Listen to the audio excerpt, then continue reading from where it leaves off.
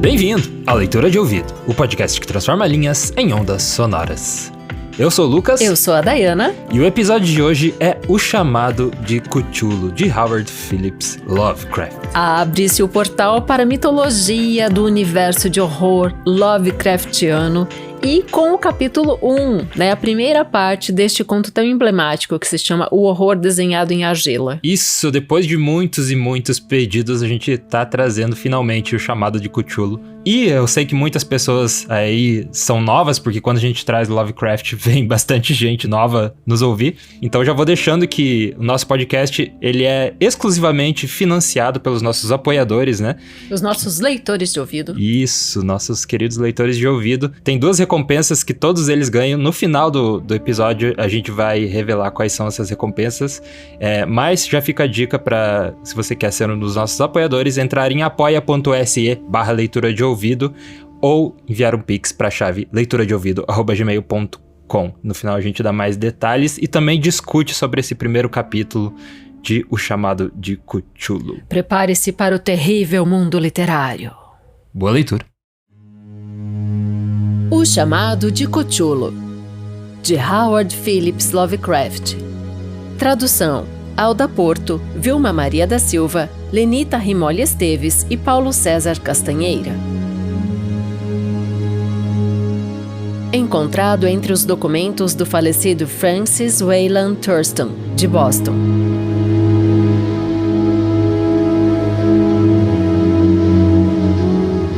É possível que esses grandes poderes e entidades tenham sobrevivido desde um tempo imensamente remoto quando a consciência se manifestava, talvez, em formas e contornos que há muito se retraíram ante o avanço da humanidade. Formas que apenas a poesia e a lenda capturaram em uma memória fugaz, chamando-as de deuses, sombras, seres míticos de todo tipo e espécie. Algernon Blackwood. 1.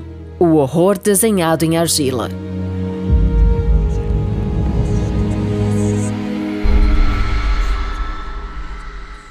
A maior condescendência que se pode encontrar no mundo, acho eu, é a incapacidade da mente humana de correlacionar todos os seus conteúdos. Vivemos em uma plácida ilha de ignorância em meio a negros e infinitos mares, e não está determinado que devamos viajar para muito longe. As ciências, cada uma enveredando por seus próprios caminhos até o presente momento, nos causaram pouco dano. Mas algum dia, a reunião de conhecimentos dissociados revelará perspectivas tão aterradoras da realidade e da nossa fragilidade dentro dela, que ou enlouqueceremos diante da revelação, ou fugiremos da luz para nos escondermos na paz e segurança de uma nova era das trevas. Os teósofos fizeram conjecturas sobre a espantosa grandeza do ciclo cósmico no qual nosso mundo e a raça humana são incidentes transitórios. Eles aludiram à sobrevivência de estranhos seres em termos que congelariam nosso sangue, não fosse pela máscara de um imperturbável otimismo. Mas não foi desses teósofos que veio o único vislumbre de eras proibidas, que me arrepia quando penso nele e me enlouquece quando com ele sonho.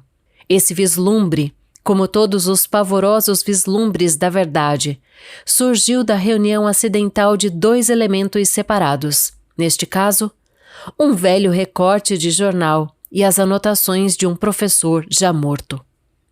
Espero que ninguém mais junte esses dois elementos. Com certeza, enquanto eu viver, nunca revelarei deliberadamente sequer um elo dessa cadeia tão medonha.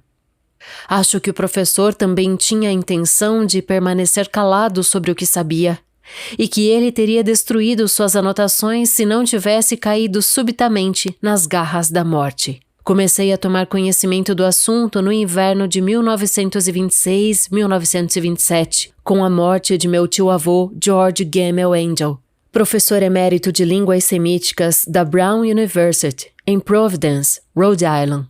O professor Angel era um especialista em inscrições antigas mundialmente aclamado e fora muitas vezes consultado pelos dirigentes de importantes museus.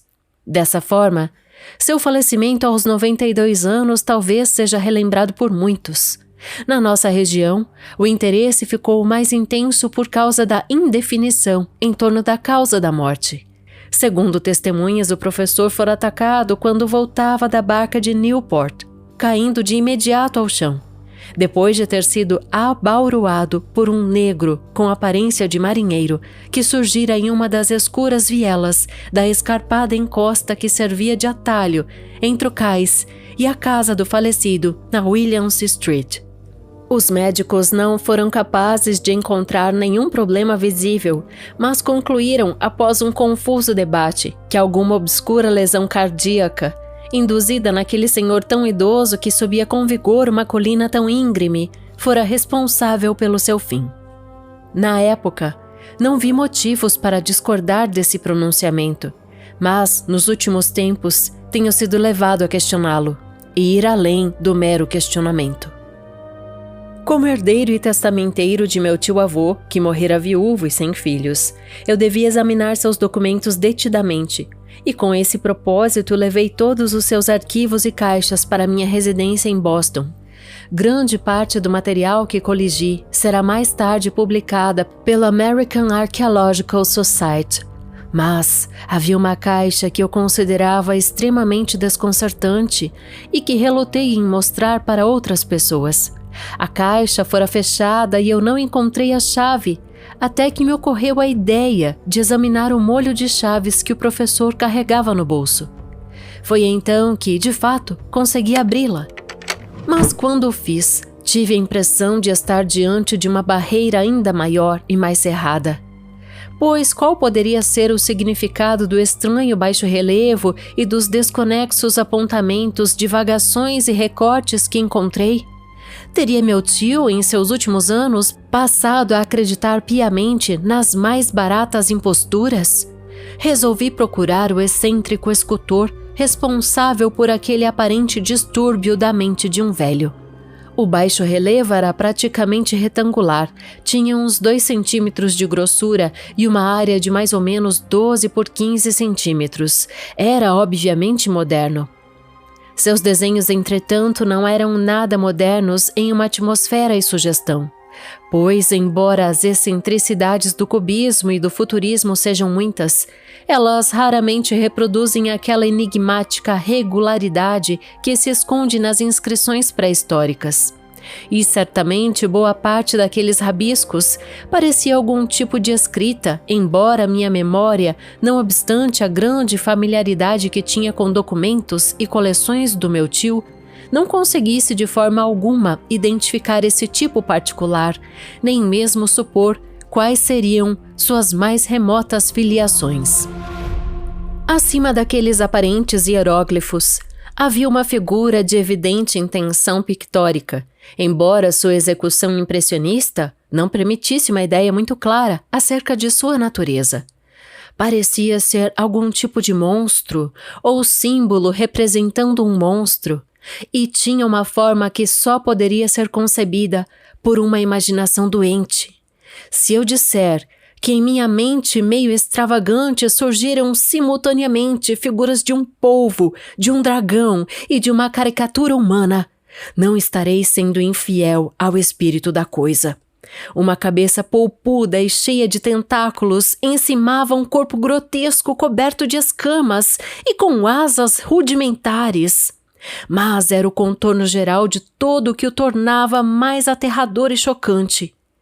Atrás da figura, viam-se vagas sugestões de um fundo arquitetônico ciclópico. Excetuando-se uma pilha de recortes de jornais, os escritos que acompanhavam essa excentricidade eram da lavra recente do professor Angel e não tinham nenhuma pretensão literária. Aquele que parecia ser o principal documento se intitulava Culto de Cthulhu, em letras grafadas com todo o cuidado para evitar leituras errôneas da palavra tão inaudita. Esse manuscrito estava dividido em 2 partes, sendo que a primeira trazia o título 1925, Sonho e Análise do Sonho de H.A. Wilcox, Thomas Street, número 7, Providence, Rhode Island. E a segunda, Relato do Inspetor John LeGrace, Bienville Street, New Orleans, Louisiana, no encontro da American Archaeological Society no ano de 1908. Notas sobre o mesmo assunto e relato do professor Webb. Os outros documentos manuscritos eram anotações breves, algumas delas relatos de sonhos estranhos de diferentes pessoas, algumas citações de livros e revistas teosóficas, principalmente Atlântida e Lemúria, Continentes Perdidos, de Scott Elliott. E o restante eram comentários sobre antigas sociedades esotéricas e cultos secretos, com referências a passagens e fontes antropológicas e mitológicas, tais como O Ramo Dourado de Fraser e O Culto das Bruxas na Europa Ocidental, de Margaret Murray. Os recortes aludiam em grande medida a bizarros distúrbios mentais e surtos de loucura ou mania ocorridos na primavera de 1925. A primeira metade do manuscrito principal narrava uma história muito singular. Tudo indica que no dia 1º de março de 1925, um jovem moreno de aspecto neurótico e irrequieto havia visitado o professor Angel, trazendo consigo o estranho baixo relevo em argila, que na ocasião acabara de ser finalizado e ainda estava úmido. Seu cartão trazia o nome Henry Anthony Wilcox, e meu tio o identificara como o filho mais novo de uma excelente família que ele conhecia superficialmente, que nos últimos tempos havia estudado escultura na Rhode Island School of Design e morado sozinho no edifício Fleur de Lis, perto dessa instituição.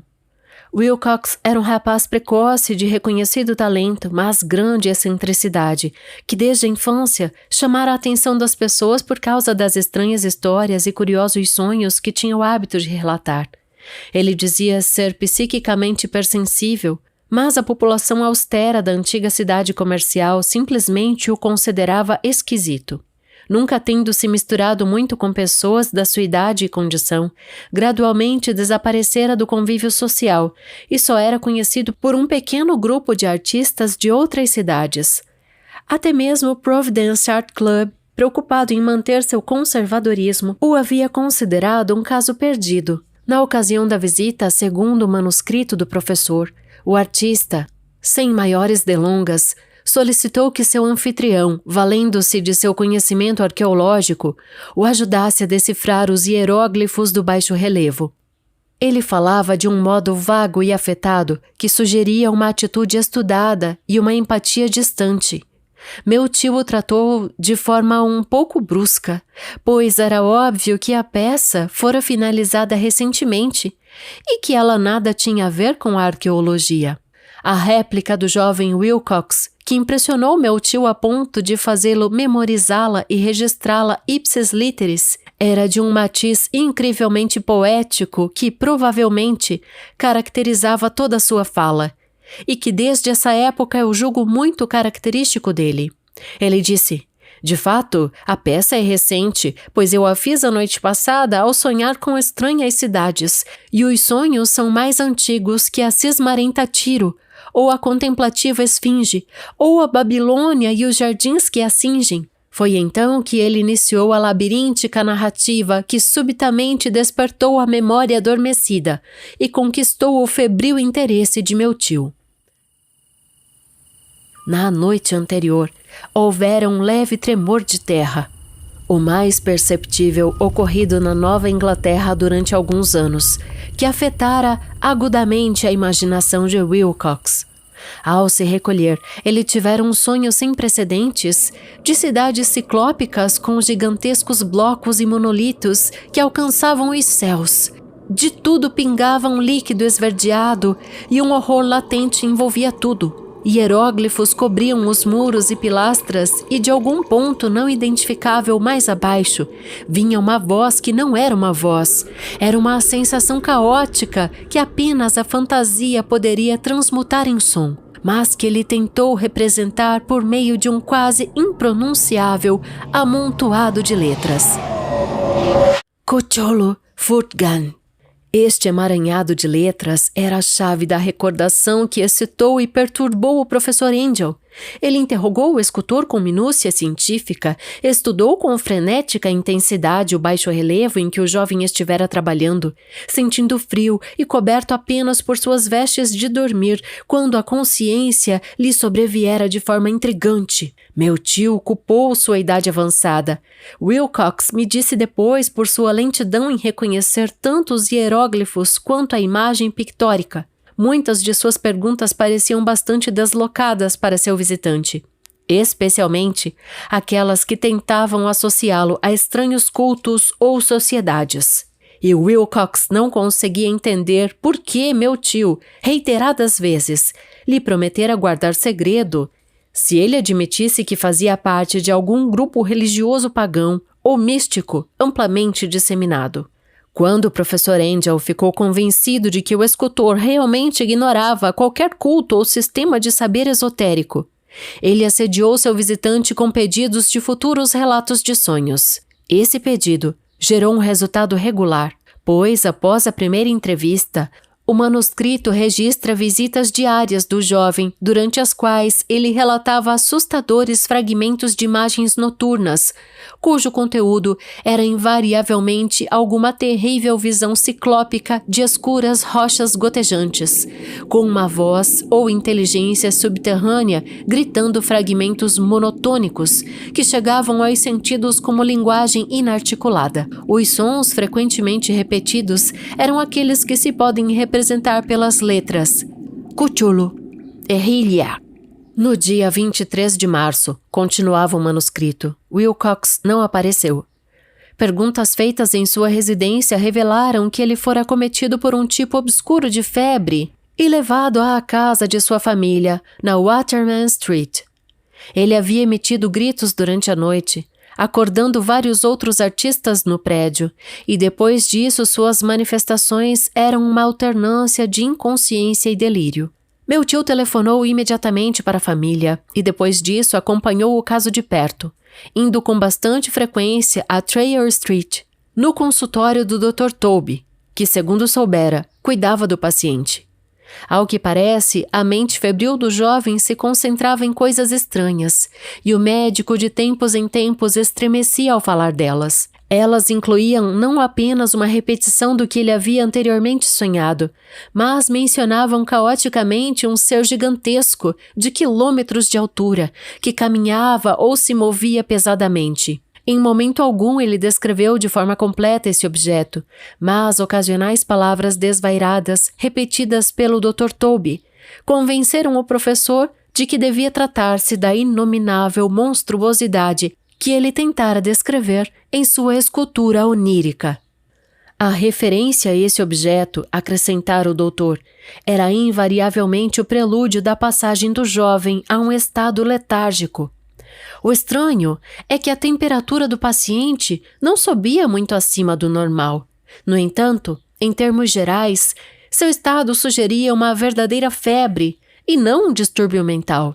Em 2 de abril, por volta das 15 horas, todos os sinais da doença de Wilcox de repente cessaram. Ele se sentou na cama, atônito por se perceber em casa, e sem a menor ideia do que havia acontecido em sonhos ou na realidade desde a noite de 22 de março. Tendo o médico declarado sua cura, ele retornou à sua residência depois de 3 dias. Mas, para o professor Angel, deixou de ser uma fonte de ajuda. Todos os traços de sonhos estranhos tinham desaparecido com a sua recuperação, e meu tio deixou de registrar seus pensamentos noturnos após uma semana de inúteis e irrelevantes relatos de visões totalmente comuns. Aqui terminava a primeira parte do manuscrito, mas referências a determinadas anotações soltas nutriram meu pensamento. Tanto que, na verdade, apenas o arraigado ceticismo que caracterizava a minha filosofia da época pôde explicar minha renitente desconfiança em relação ao artista. As anotações em questão descreviam os sonhos de várias pessoas durante o mesmo período em que o jovem Wilcox fora visitado pelas estranhas visões. Meu tio, ao que parece, havia realizado uma série prodigiosamente vasta de interrogatórios entre quase todos os amigos a quem ele podia fazer perguntas sem ser impertinente, pedindo relatos de seus sonhos, bem como as datas de qualquer visão exótica nos últimos tempos. Esse seu pedido parece ter sido recebido de variadas formas, mas ele, no mínimo, deve ter obtido mais respostas do que qualquer homem comum conseguiria organizar sem um secretário. Essa correspondência original não foi preservada, mas suas anotações formavam um conjunto extenso e realmente significativo. A população em geral da sociedade do comércio, a tradicional gente de bem da Nova Inglaterra, ofereceu um resultado quase totalmente negativo, embora casos dispersos de impressões noturnas perturbadoras, mas indefinidas, apareçam aqui e acolá, sempre entre 23 de março e 2 de abril, o período do delírio do jovem Wilcox. Os homens da ciência tiveram quase a mesma reação, embora 4 casos de descrições fugidias sugiram vislumbres de paisagens estranhas, sendo que em um deles se menciona o pavor de algo anormal. Foi dos artistas e dos poetas que vieram as respostas pertinentes, e eu sei que o pânico teria se espalhado se eles tivessem tido a oportunidade de comparar as suas observações. Da forma como as coisas se encontravam, sem a presença das cartas originais, eu cheguei a suspeitar que o compilador tivesse feito perguntas tendenciosas ou editado a correspondência para que os registros corroborassem o que ele de forma latente resolvera enxergar. É por isso que continuei sentindo que Wilcox, de alguma forma ciente das antigas informações, em posse do meu tio, estivera ludibriando o veterano cientista. Essas respostas dos artistas eram perturbadoras. Entre 28 de fevereiro e 2 de abril, muitos deles haviam sonhado coisas bizarras, sendo que a intensidade dos sonhos era desmedidamente maior durante o período em que se deu o delírio do escultor. Mais de 1/4 das pessoas que relataram algo descreveram cenas e ecos não muito diferentes dos descritos por Wilcox. E alguns sonhadores confessaram ter sentido um medo extremo da gigantesca coisa inominável no final do período. Um caso que as anotações descrevem enfaticamente foi muito triste. O sujeito, um arquiteto muito conhecido, com pendores para a teosofia e o ocultismo, teve um violento surto de loucura na data do ataque sofrido pelo jovem Wilcox. E morreu vários meses depois, após gritar incessantemente para que o salvassem de algum ser fugitivo do inferno. Se meu tio tivesse se referido a esses casos por nome e não simplesmente por número, ter-me-ia sido possível confirmar e investigar as informações pessoalmente. Mas, dadas as circunstâncias, só fui capaz de rastrear algumas delas. Todos os que contatei, entretanto, confirmavam plenamente as anotações.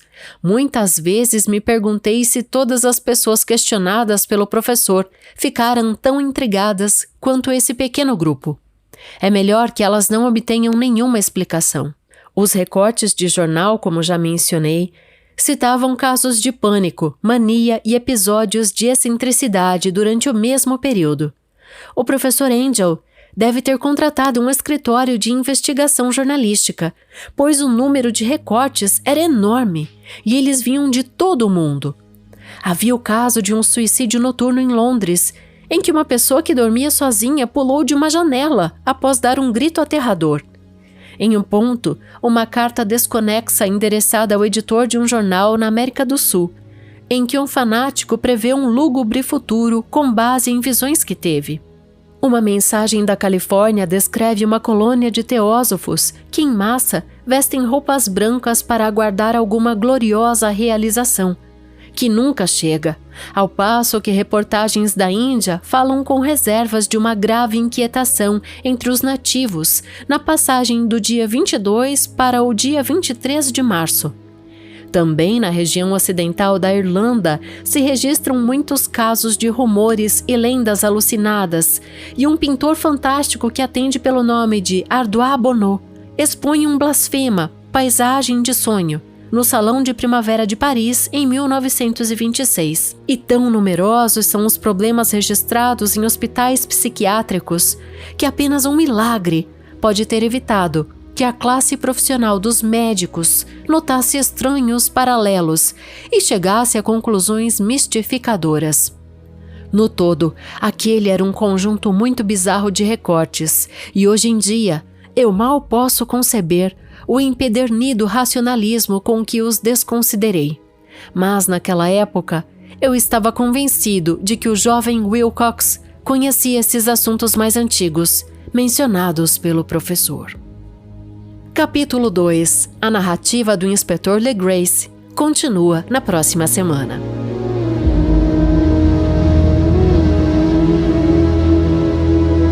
E esse foi o Chamado de Cthulhu, de Howard Phillips Lovecraft. O capítulo 1, o terror. O horror ou o terror? O horror. O horror desenhado em argila. E já deixamos você agendado para as 2 próximas semanas, quando nós iremos continuar e concluir este conto tão marcante da literatura, porque o Lovecraft introduz uma nova forma de tratar o terror.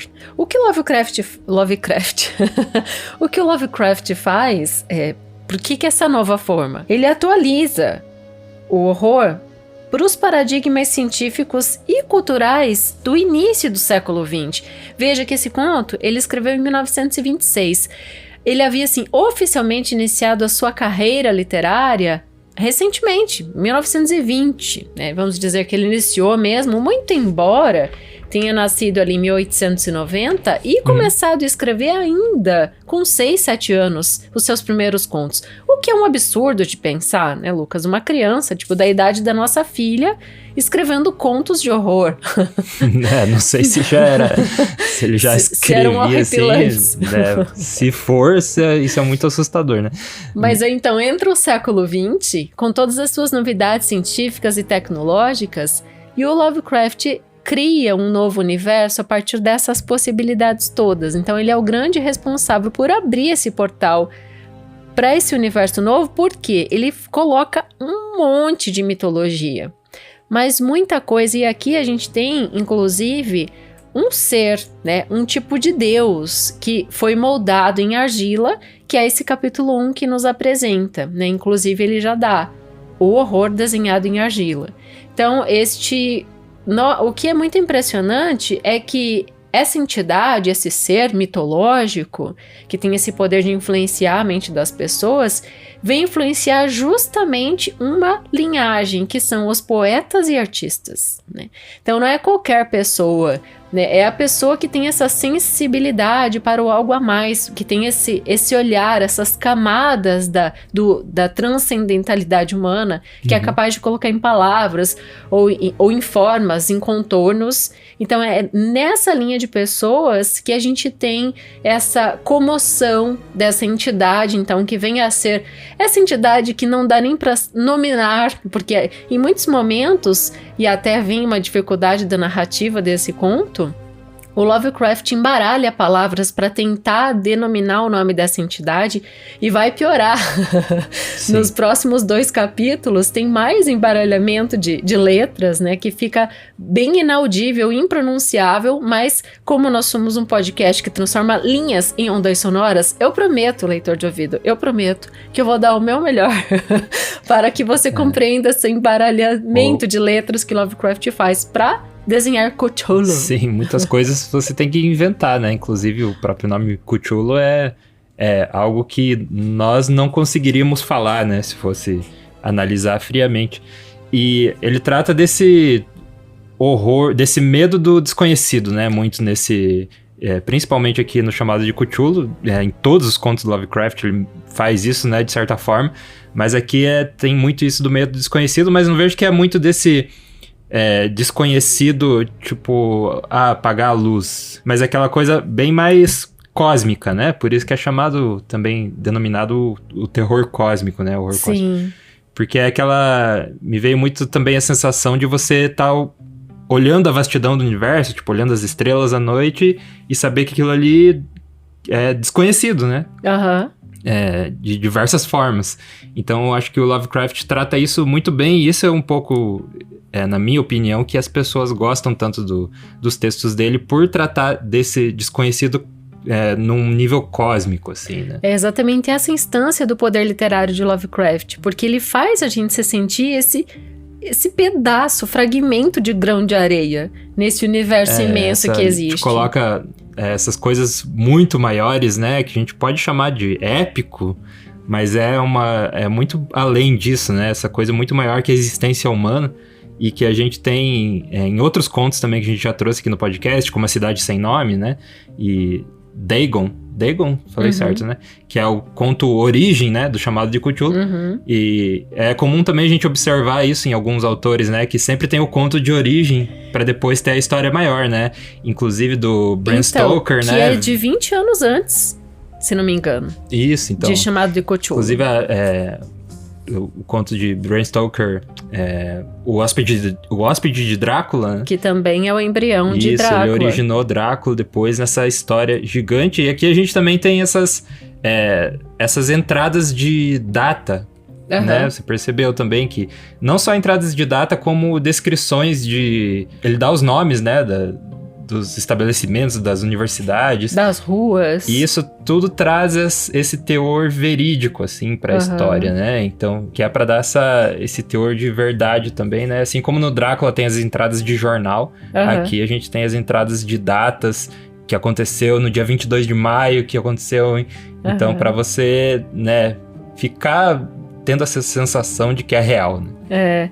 Só quando você fala de embrião, né, que conto que dá embrião para um livro maior, me passa só na literatura brasileira, mas um monte, além desses que você citou. A gente tem o Carteiro, do Lima Barreto, que depois virou Clara dos Anjos, Baleia, que depois vira Vidas Secas, de Graciliano Ramos, entre tantos outros, é muito legal. Mas o que é interessantíssimo nisso também que você cita, Lucas, é que o próprio Lovecraft, em carta, considera A Cor que Veio do Espaço e a Música de Eric Zahn, 2 contos que já estão aqui no podcast, os seus melhores trabalhos. Então, o autor considerava os seus melhores textos. E quando a gente apresentou anteriormente esses 2 contos para o leitor de ouvido, no debate aqui, no nosso podcast, em temporadas anteriores, inclusive alguns deles, a gente deu condição para o nosso leitor de ouvido ingressar nesse universo Lovecraftiano, porque o Lovecraft se considera herdeiro declarado de Edgar Allan Poe, né? Mas aí ele atualiza esse horror para esses paradigmas, então, científicos e tecnológicos do século XX, provocando essa angústia que as descobertas científicas nos trazem. Hoje a gente vive essa angústia. Então, às vezes a gente... esse é um dos temas também, né? O perigo da ciência ali, né? Vamos falar uma coisa que acontece todo dia aqui em casa. Todo dia, gente. A gente fala de um assunto, a gente precisa comprar tal coisa. Entra qualquer um de nós. Às vezes nem é nós que falamos. O filho entra numa rede social, vem o anúncio pra ele dessa coisa. Então a gente tá sendo espionado o tempo inteiro, a gente não entende ainda a dimensão disso. Sim, então tem esse perigo da ciência. O que a gente vive é bem mais chato, né? Na realidade. É porque invade a privacidade.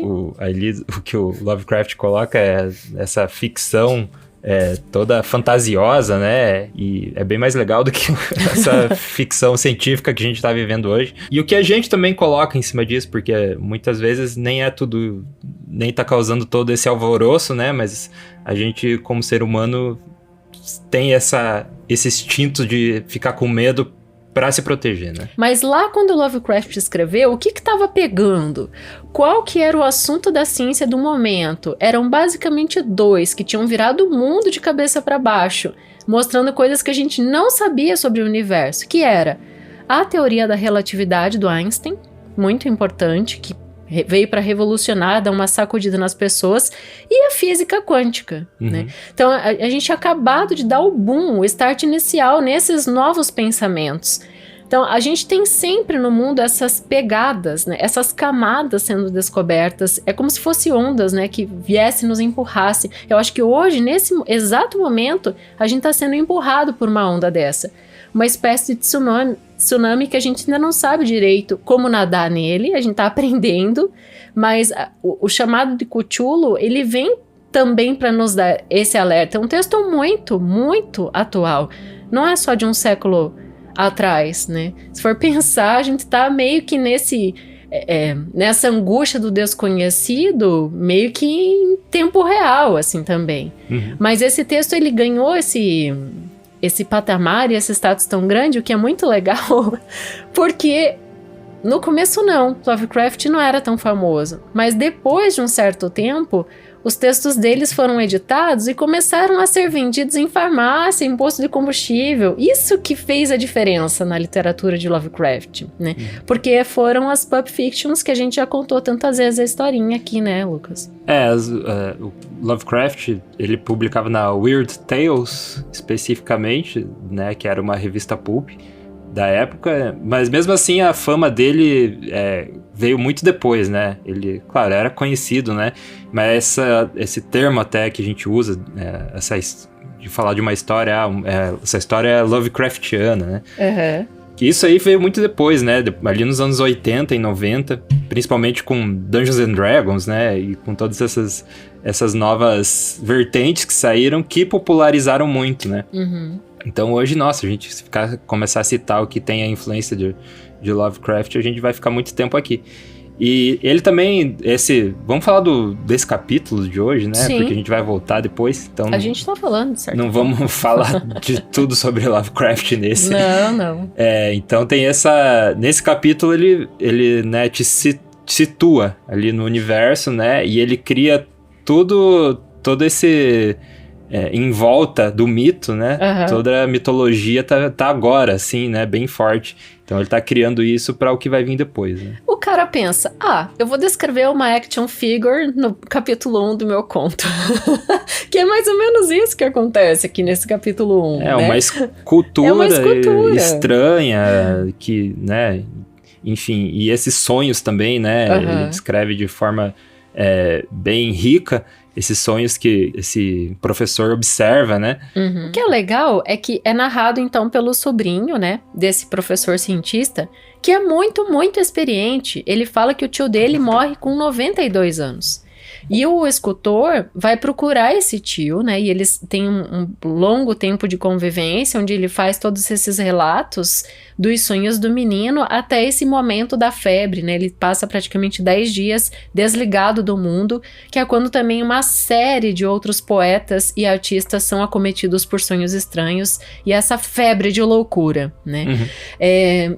Só que daí o Lovecraft se pauta num personagem, então, teoricamente neutro, porque ele não viveu diretamente com esses. Tá ouvindo a história, como muitos personagens do Machado de Assis também, que comentam, eu ouvi aquela história.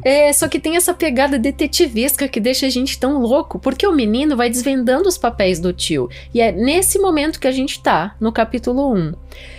Quando a gente começar a falar da narrativa do Inspetor Legrace, ele vai mexer em mais papéis. E esse é um capítulo da semana que vem, gente, não perca.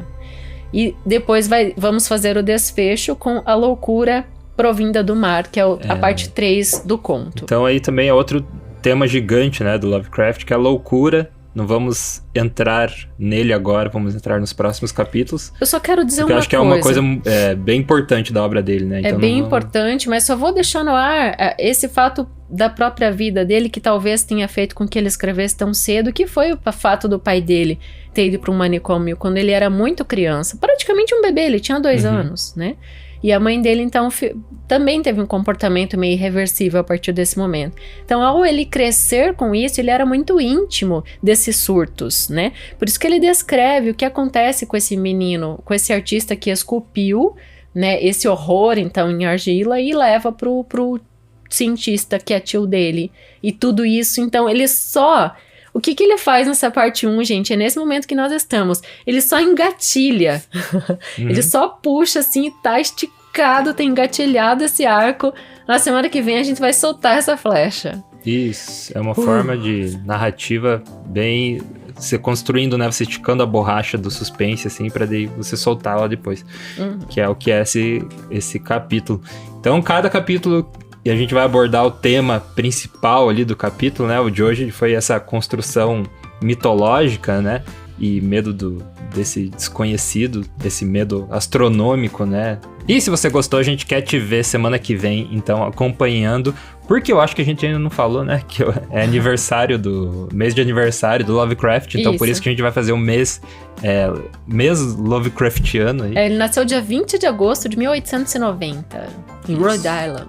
Isso aí, então, por isso que a gente tá aí fazendo as histórias dele neste mês. E a gente fez um apelo semana passada, se tiver um apoio bacana, aí a gente vai trazer o chamado de Cthulhu. Então, a gente quer mandar um abraço especial para uma das pessoas que foram as primeiras a dar esse apoio maior, que foi a Fabiana Maria Landiva. Isso, e o Felipe Cronato, que é fanzaço de Lovecraft também. E nos deu esse livro aqui, de onde estamos fazendo esse... Ó, o barulho do livro, ó. Um chaporocão. Então, obrigado aí, apoiadores do Leitura de Ouvido, especialmente vocês dois que falaram, né? Falaram com suas ações que queriam mais Isso mesmo. Lovecraft. A gente fica bem feliz e com certeza vamos fazer então aí um mês Lovecraftiano até finalizar o chamado de Cthulhu.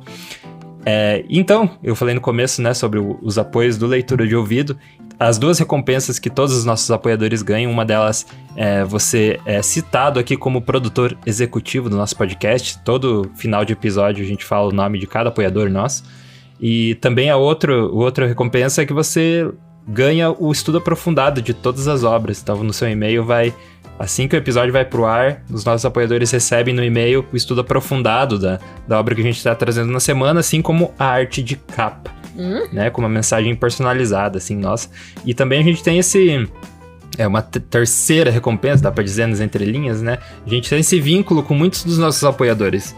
Então tem essa conversa que... Eles tornam-se conselheiros. Isso, tem essa conversa que se abre, assim, então muitos sugerem obras, né, e, nossa, é bem comum um leitor de ouvido sugerir obra e a gente fazer mesmo, porque, né, eles já conhecem o formato do podcast, gostam, né, então as obras que os nossos apoiadores sugerem muitas vezes são perfeitas, assim, para os episódios, né? Sim, isso mesmo. E daí, você não falou das formas de apoiar, que é o financiamento coletivo, no apoia.se/leitura de ouvido, é o nosso financiamento coletivo mensal, ou enviando um pix para leituradeouvido@gmail.com. Isso, essa aí é a chave. Dessas duas formas aí, você recebe as duas recompensas e entra nos nossos créditos finais, que são eles: Agnaldo Ângelo Silveira Rebouças, Alberto Alpiri, Ancli Lima, Ana Cláudia Chaguri Lopes, Ana Novaes, Augusto Marques Ramos, Bruna Foltz Coutinho, Bruno Guedes com o Grupo Danco, Cláudia Lubi, Cristiane Costa Cruz do canal Inteligentes Demais, Daniela Caroline de Camargo Veríssimo, Diego Massa Ferreira Parente, Eduarda Quartim, Elaine Vieira Ferreira, Ellen Carvalho,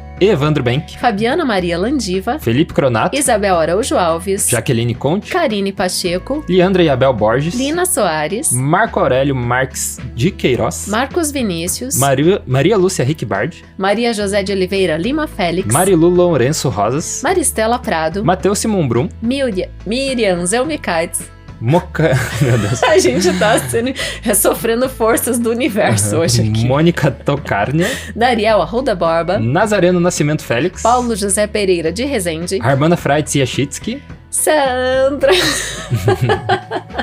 Sandra Cavalcante, Sérgio Ares Rico da Luz, Silvana Silva, Simone Pessoa de Mesquita, Wagner Lúcia Alves e Zenilda Ribeiro da Silva. Isso nunca aconteceu antes. Nunca. Já aconteceu Não, mas não tanto assim. Tanto não. Então são aí nossos apoiadores do Leitura de Ouvido, que são atualmente 42, né? Então obrigado aí, apoiadores. Como eu falei, a única forma de financiar o nosso podcast é pelo apoio hoje. Seja bem-vindo se você quiser ser um dos nossos apoiadores. Isso, eu quero só fechar falando dos nossos multiprodutos, multi-apoios. Porque eu quero falar do meu curso, Desenrole Seu Storytelling, brevemente. Se você adquirir com o cupom LDO50, automaticamente você entra como um apoiador do Leitura de Ouvido. Isso aí. E o curso, o preço integral é R$ 547, então com o LDO50 vai ficar baratinho, é uma refeição em família no fim de semana, 50, e olhe lá. Porque é 50% de desconto, né? Isso mesmo. Então que esse cupom a gente só traz aqui para os apoiadores do Leitura de Ouvido. Então, para os nossos leitores de ouvido. Isso, né? Não só para os apoiadores, para os leitores de ouvido. E se você adquirir o curso usando o cupom, você já entra como apoiador. Isso. Então, para você que não sabe, o Desenrole Seu Storytelling é o curso para ensinar você a aplicar storytelling no seu trabalho, no seu dia a dia, na sua vida, de forma geral, né? Mesmo se você é escritor, por exemplo, né? Ou trata com criatividade de alguma forma, você vai conseguir aplicar storytelling depois de fazer o curso da Dayana. E se você comprar o Desenrola Seu Storytelling no preço integral, vai ganhar de brinde o meu novo livro de contos, Verde Amadurecido, que está sendo impresso neste momento. Isso. Receberei em breve, até o fim do mês devo receber. Já entrou gente nova comprando o livro na última semana, que enviou e-mail para leituradeouvido@gmail.com. A chave Pix também é o nosso contato, então você pode escrever pra gente. Ou mandar DM no @leituradeouvido lá no Instagram também. Isso, então a Dayana tá com o livro em pré-venda, se você quer garantir o seu livro autografado, livro de contos Verde Amadurecido, o link tá aí na descrição, a forma como você pode entrar na pré-venda, né? Então é mandando um e-mail e falando, eu quero o meu, pode reservar. Isso. E daí depois, quando lançar, a Dayana vai pegar na lista dela ali as pessoas que pediram e te enviar o livro caneteado por ela.